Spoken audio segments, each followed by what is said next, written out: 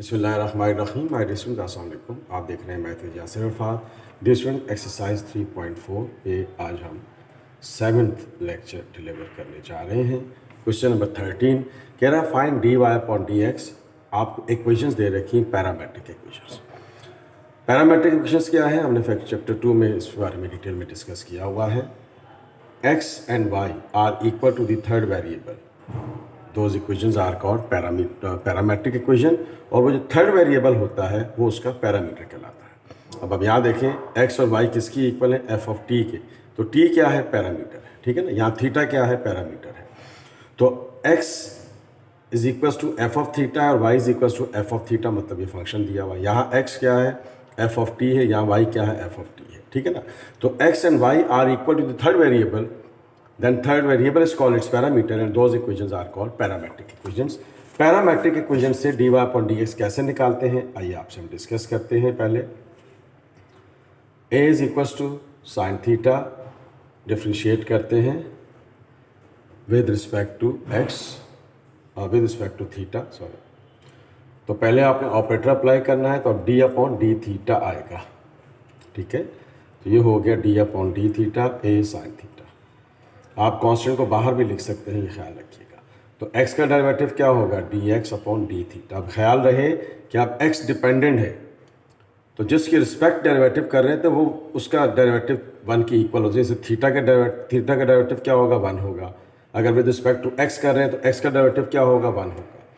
तो अब आप देखें कि a अपनी जगह रहेगा, और साइन थीटा का डेरिवेटिव क्या होता है, कॉस थीटा, और आगे थीटा दिया हुआ तो थीटा का डेरिवेटिव 1 होगा, तो करने की ज़रूरत नहीं। Similarly y is equals to a cos theta ले लेते हैं, y is equals to a cos theta ले लेते हैं। तो अब हम इसको भी डिफ्रेंशिएट कर लेते हैं विद रिस्पेक्ट टू थीटा। तो अब आप देख रहे हैं कि हमारे पास जो है ये क्या हो जाएगा, ऑपरेटर अप्लाई कर देते हैं D upon D theta of y। और अब देखिए ये ए को आप बाहर लिख सकते हैं इस तरह से करके, ठीक है। आप इसको सेपरेट करके लिख सकते हैं। तो ये हो गया d Y upon D theta. तो ये हो गया ए कॉस थीटा का डेरिवेटिव क्या होता है, माइनस साइन, फार्मूला याद रखेंगे। तो ये हो गया D students D Y upon D theta minus A sine theta. हमें चाहिए D Y upon D x. तो क्या मैं इसको यूँ लिख सकता हूँ, देखिए D Y upon D theta and whole divided by D x upon D theta. हम इसको यूँ लिख सकते हैं। ओके स्टूडेंट्स, तो ये हमारे पास क्या हो गया, d Y upon D theta और डी एक्स। तो अब आप देखें d Y upon D theta की वैल्यू क्या है, माइनस ए साइन थीटा। अब नीचे क्या था हमारे पास, D x upon D theta, और इसकी वैल्यू क्या है, A cos theta, A cos theta. A से कैंसिल हो गया, तो ये मेरे पास आ गया d Y upon D x, that is sine upon cos क्या होता है, टेंजेंट थीटा होता है, और ये हमारे पास इसका आंसर आ गया, ठीक है स्टूडेंट्स। तो आइए इसके अगले पार्ट पे चलते हैं। ओके स्टूडेंट्स, तो अब यहाँ पर डिफ्रेंशिएट करते हैं विद रिस्पेक्ट टू टी। तो ये हो जाएगा D x upon D T of x. ये हो गया डी अपॉन डी टी, और ये हो गया डी अपॉन डी टी। ये टी की पावर 1 है, ऊपर आकर क्या हो जाएगा, -1। तो और काम आसान हो जाएगा, एक स्टेप बच जाएगा। तो x डिपेंडेंट हो गया, तो अब क्या होगा, d x upon D t. T का डेरिवेटिव क्या हो गया, 1 हो गया, क्योंकि with respect to t derivative करना है। ये 1 अपॉन टी था, पावर -1 ऊपर आकर क्या हो गई, +1 ऊपर आकर क्या होगी, -1। तो कोफिशिएंट को पावर से मल्टीप्लाई करते हैं और पावर से 1 कम कर लेते हैं। ये प्रोसीजर होता है सिंपल डेरिवेटिव फाइंड करने का। तो अब आप देख रहे हैं स्टूडेंट्स, माइनस प्लस माइनस, तो ये 1 - 2 हो गया। ये मेरे पास क्या चीज़ आ गई, D x upon D T. अब y इज इक्वल्स टू क्या है, t + 1। अब इसको डिफ्रेंशिएट करते हैं विद रिस्पेक्ट टू t। तो ये हो गया d Y upon D t, ये हो गया d upon D t, t + 1। तो अब आप देख रहे हैं स्टूडेंट्स, y का डेरिवेटिव क्या होएगा, D upon D t. T का डेरिवेटिव 1 कांस्टेंट है, देखें t का डेरिवेटिव 1 और 1 कांस्टेंट है तो उसका डेरिवेटिव क्या हो जाएगा, 0 हो जाएगा। हमें क्या चाहिए, dy upon dx which can be written in this form, dy upon dx और dt divided by dx upon dt। ये dt से कैंसिल होगा तो dy अपॉन dx बच जाएगा। तो ये इनडायरेक्टली dy अपॉन dx ही लिखा हुआ है, ख्याल रखेंगे इसका। ओके स्टूडेंट्स, तो अब आप देखें dy अपॉन dt की वैल्यू क्या है 1, dx अपॉन dt की वैल्यू क्या है 1 माइनस टी पावर माइनस 2। तो ये हमने इसकी वैल्यूज रख ली। थोड़ा और सिंप्लीफाई कर लेते हैं तो आप इसको यूँ भी लिख सकते हैं 1 माइनस 1 अपॉन टी स्क्वायर। इसके नीचे कुछ नहीं है तो 1 होगा, एलसीएम ले लेते हैं इसका, तो ये हो जाएगा T square minus 1 upon T square. उलट जाएगा तो आप देख रहे हैं कि पैरामेट्रिक इक्वेशंस का डेरिवेटिव कैलकुलेट करने का ये बिल्कुल सिंपल तरीका है। And this is the answer here. तो आप देख रहे हैं students T square upon T square minus 1, ये हमारे पास इसका आंसर आ गया। आइए अगले पार्ट पे चलते हैं। ओके स्टूडेंट्स, तो यहाँ पर विद रिस्पेक्ट टू टी हम डिफ्रेंशिएट करते हैं। पैरामेट्रिक इक्वेशन आपको दे रखी हैं, एक्स एंड वाई आर दी in the form of T given है, तो ऑपरेटर अप्लाई कर देते हैं। D upon D T of X अपनी जगह रहेगा, D upon D T times A को बाहर निकाल लेते हैं, कांस्टेंट है तो 1 minus T square upon 1 plus T square, ये आपके पास इसका सिंप्लीफाइड फॉर्म आ जाएगी। तो आप देख रहे हैं स्टूडेंट्स ये हो गया d x upon D t, और यहाँ पर हमने क्वेश्चन रूल अप्लाई कर दिया, v as it is derivative of u minus u as it is derivative of v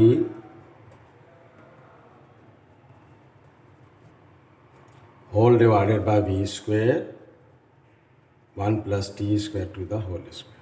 ये हमने इस पर क्वेश्चन रूल को अप्लाई कर दिया। यहाँ लिख देता हूँ ताकि आपको याद रहे, d upon D x u upon v होगा, तो v as it is derivative of u minus u as it is derivative of v and divided by v square, formula जहन में रखिएगा, ठीक है। तो ये u हो गया और ये v हो गया। तो अब आप देख रहे हैं स्टूडेंट्स ये हमारे पास इसकी सिंप्लीफाइड फॉर्म आ जाएगी, 1 अपनी जगह रहेगा 1 प्लस टी स्क्वायर, 1 का डेरिवेटिव 0, टी स्क्वायर का डेरिवेटिव 2t, कोफिशिएंट को पावर से मल्टीप्लाई करेंगे, पावर में से 1 कम कर देंगे, 1 minus T square. The same situation here, 1 constant है, डेरिवेटिव क्या होगा 0, टी स्क्वायर का डेरिवेटिव, टी का कोफिशिएंट 1 है, 2 1 ज़ा 2, 2 में से 1 कम हो गया। अब इतना डायरेक्ट चलता है, अगर आप रेगुलर लेक्चर्स देख रहे हैं तो बेसिक डेरिवेटिव आपको क्लियर हो जाना चाहिए। ये हो गया 1 प्लस टी स्क्वायर। आइए आगे चलते हैं। ओके स्टूडेंट्स, मल्टीप्लाई कर लेते हैं इसको, माइनस 2t 1 से मल्टीप्लाई होगा तो माइनस 2t आ जाएगा, minus plus minus 2t multiply by T square, तो ये हो जाएगा 2t क्यूब, 2t 1 ज़ा 2t माइनस 2t क्यूब। चूँकि बाहर माइनस है तो इसलिए ब्रैकेट लगाना ज़रूरी है, आगे जाकर इसकी साइन चेंज हो जाएगी। तो अब आप देख रहे हैं स्टूडेंट्स कि ये हमारे पास आ गया minus 2t cube minus 2t plus 2t cube and whole divided by 1 plus T square whole power square. तो ये हो गया इससे कैंसिल, ये इससे कैंसिल हो गया, ये हो गया minus 4at upon 1 plus T square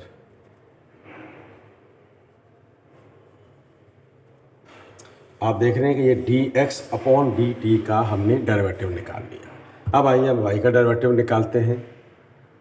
okay students, differentiate with respect to t, the same situation here with respect to t। तो ये आपने ऑपरेटर अप्लाई कर दिया y के साथ, यहाँ ऑपरेटर अप्लाई कर दिया d upon D T 2bt over 1 plus T square. तो अब देखें 2bt तो आप बाहर निकाल लीजिए, dy अपॉन डी टी हो जाएगा, 2b आपने साइड लाइन कर दिया। अब क्वेश्चन रूल अप्लाई होगा, v as it is derivative of u minus u as it is derivative of v। आपने बड़े ध्यान से इसको देखना है। ये हो गया 1 plus T square to the whole square. तो आप देख रहे हैं students, v as it is derivative of u minus u as it is derivative of v divided by v square. Question rule apply कर दिया। इसी वीडियो में मैंने पिछले पेज पे आपके सामने फॉर्मूला लिख दिया था। तो अब आप देखें 2b कोफिशिएंट था एज कांस्टेंट, साइड पे कर दिया। अब देखें स्टूडेंट्स, t का डेरिवेटिव 1 माइनस टी अपनी जगह रहेगा। 1 का डेरिवेटिव 0, टी स्क्वायर है, कोफिशिएंट 1 है, 2 1 ज़ा 2 और 2 में से एक 1 कम हो जाएगा, तो मतलब टी स्क्वायर का डेरिवेटिव 2t हो गया। ये हो गया 1 plus T square to the whole square. Bracket को एक्सपेंड कर लें, 2b 1 से मल्टीप्लाई होगा, कोई फ़र्क नहीं पड़ेगा। ये हो गया minus 2t square, T multiply by T. तो अब आप देख रहे हैं स्टूडेंट्स, ये हो गया 1 प्लस टी स्क्वायर का होल स्क्वायर। यहाँ पर लिख देते हैं d Y upon D t, that is 2b times 1 minus T square upon 1 plus T square to the whole square. आपने क्या किया, ये 1 प्लस 1 टी स्क्वायर में से 2t स्क्वायर निकलेगा तो माइनस टी स्क्वायर बचेगा। तो आप देख रहे हैं students, D Y upon D t निकाल लिया हमने, D x upon D t निकाल लिया। अब हम d Y upon D x की वैल्यू कैलकुलेट कर लेते हैं। ओके स्टूडेंट्स, तो अब आप देख रहे हैं कि D Y upon D X इस तरह से लिखा जा सकता है, इनडायरेक्टली डी टी से कैंसिल होगा तो इनडायरेक्टली ये D Y upon D X ही लिखा हुआ। अब इसका फ़ायदा क्या हुआ, D Y upon D T की वैल्यू हमने निकाली 2b times 1 minus T square upon 1 plus T square का होल स्क्वायर। ये किसकी वैल्यू है, D Y upon D T. हमने D x upon D T की वैल्यू भी निकाल ली और D x upon D T की वैल्यू हमने क्या निकाली, that is divided by minus 4a t to the whole square, this one. तो आप देख रहे हैं कि मैंने D Y upon D T की वैल्यू रख दी, D Y upon D x की वैल्यू रख दी। तो ये पूरा फैक्टर तो इससे कैंसिल हो गया।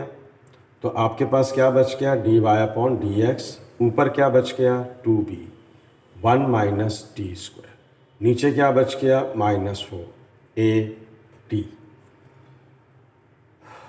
तो अब आप देख रहे हैं कि ये हमारे पास क्या बच गया, 2 1 ज़ा 2, 2 2 ज़ा 4। तो हमारे सामने जो सिचुएशन आ गई वो क्या आ गई हमारे पास, इधर लिख देते हैं d Y upon D x equals to minus b times 1 minus T square over 2a t। Minus से आप मल्टीप्लाई कर लें इसको, तो देखें ये b अपनी जगह रहेगा। ये माइनस टी स्क्वायर है तो क्या हो जाएगा प्लस टी स्क्वायर, ये प्लस 1 है तो क्या हो गया माइनस 1। आपने साइन चेंज कर दी क्योंकि आपने मल्टीप्लाई किया है माइनस साइन से। तो आप देख रहे हैं कि ये हमारे पास इसका आंसर आ गया and this is the result of the third part of the same question. आइए इसके लास्ट पार्ट पे चलते हैं। अब आप देख रहे हैं students, x is equals to a t square. तो हम इसको डिफ्रेंशिएट करते हैं with respect to theta, fourth part of the same question. तो अब आप देखें स्टूडेंट्स, पहले तो आप ऑपरेटर अप्लाई करेंगे, हमेशा इस चीज़ का ख़ास ख्याल रखेंगे। कांस्टेंट को बाहर निकाल दें तो भी कोई फ़र्क नहीं पड़ेगा, अंदर रहने दें तब भी कोई फ़र्क नहीं पड़ेगा। तो ये हो गया d x upon D theta, तो ये हो गया 2a थीटा, 2 माइनस 1 1 हो जाएगा, थीटा स्क्वायर का डेरिवेटिव 2t होगा। ठीक है स्टूडेंट्स, तो ये मेरे पास आ गया 2a थीटा। सिमिलरली इसको भी डिफ्रेंशिएट कर लेते हैं, differentiate with respect to theta. तो ये हो जाएगा d upon D theta of y और ये हो गया d upon D theta of 2a theta. ये हो गया d Y upon D theta, तो ये हो गया 2a। क्यों, थीटा का डेरिवेटिव 1 होता है। तो D Y upon D X चाहिए था हमें, तो ये हो गया आपका D Y upon D theta whole divided by D x upon D theta. तो अब आप देख रहे हैं कि हमारे पास D Y upon D x की वैल्यू आ गई। D Y upon D theta क्या है 2a, D x upon D theta क्या है 2a थीटा, ये इससे कैंसिल हो गया। तो डी स्टूडेंट्स हमारे पास पैरामेट्रिक इक्वेशन का डेरिवेटिव आ गया d Y upon D x, that is 1 upon theta. Okay students, अब आइए हम इसके अगले क्वेश्चन पे चलते हैं। इसके चारों पार्ट्स हमने कंप्लीट कर लिए हैं। ओके स्टूडेंट्स, ये y आपको दिया हुआ है till infinity in the radical ये है tangent x plus tangent x plus tangent x and so on up to infinity. हमने ये प्रूफ करना है कि ये इसकी इक्वल है। देखिए स्टूडेंट्स, हम क्या करते हैं, स्क्वायरिंग बोथ साइड कर लेते हैं, स्क्वायरिंग बोथ साइड। तो ये हो गया वाई स्क्वायर और ये हो गया हमारे पास टेंजेंट x फिर प्लस फिर टेंजेंट x फिर प्लस फिर tangent x and so on. तो ये ऊपर वाला स्क्वायर इससे कैंसिल हो गया, यहाँ बच गया टेंजेंट x और ये दोबारा वही चीज़ आ गई, क्योंकि स्क्वायर करने से ऐसा नहीं है कि एक रेडिकल कम हो गया भाई, टिल टेंड्स टू इन्फिनिटी है ना, this is till tends to infinity. तो लिहाजा ऐसा नहीं है कि एक रेडिकल से बाहर आ गया तो बाकी जो है ना वो सब चीज़ें ख़त्म हो गई, ऐसा नहीं है। तो अब आप देख रहे हैं स्टूडेंट्स कि आपके पास ये चीज़ बच गई। अगर आप गौर से देखें तो देखिए ये टेंजेंट x है, ये तो दोबारा क्वेश्चन बन गया, it is equal to the question that is equal to y। तो अब इसको हम क्या करते हैं, इसको हम स्क्वायर डिफ्रेंशिएट कर लेते हैं विद रिस्पेक्ट टू x। जो पॉइंट इंपॉर्टेंट है वो यहाँ है कि आपने स्क्वायरिंग बोथ साइड किया तो जो सबसे मोस्ट रेडिकल था, स्क्वायर रूट था, उसको वो कैंसिल हो गया। लेकिन चूंकि ये टिल्स इन्फिनिटी है तो इसका मतलब ये नहीं है कि एक रेडिकल कम हो गया, तो हमने वही तमाम वैसे ही क्वेश्चन लिख दिया as it is plus tangent x के साथ। तो अब ये चीज़ किसकी इक्वल है, y की इक्वल है। तो अब आइए हम इसको डिफ्रेंशिएट करते हैं। Okay students, differentiate with respect to x। तो ये हो गया, पहले तो आपने ऑपरेटर अप्लाई करना है, d upon D x y square.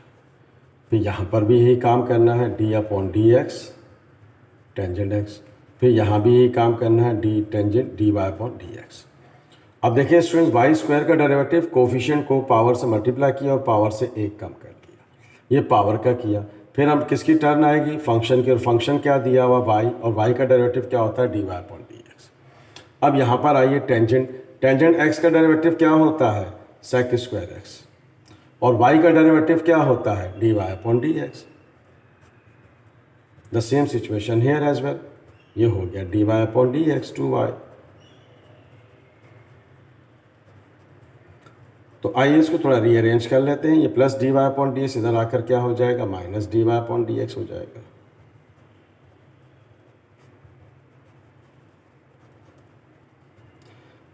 To y minus one, क्योंकि d Y upon D x आपने कॉमन ले लिया।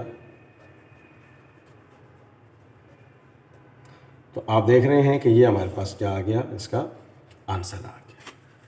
तो डियर स्टूडेंट्स, आज हमने लेक्चर में क्वेश्चन नंबर 13 और क्वेश्चन नंबर 14, 13 के 4 पार्ट्स थे, हमने क्वेश्चन नंबर 13 और 14 आपके साथ डिस्कस किया है।